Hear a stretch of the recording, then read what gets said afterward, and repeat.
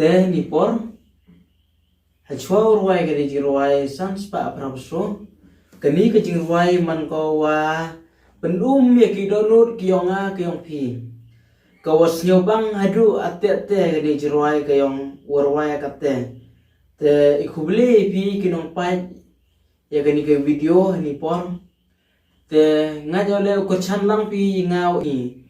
te wi asam ho thau pi nga ni pha jingduna ke yong asibun yu ruai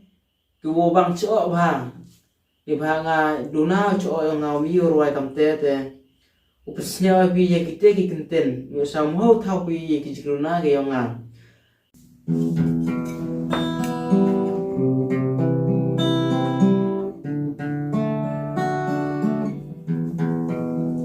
ya tho cô men sim jong a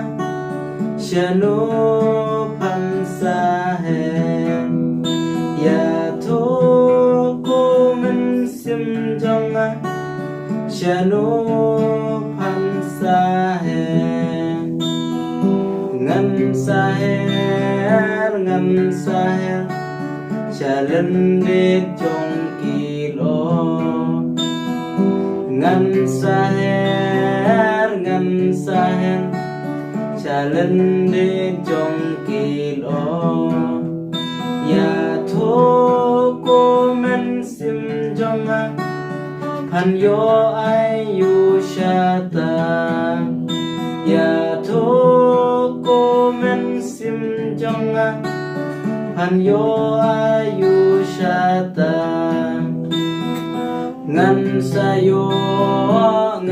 sayo cha jing im bom chiu ku ngan sayo cha jing im bom chiu ku ya tho ko men sim jong a u e ban ai ya pha ya tho sim jong a u e ban ai ya pha un sai u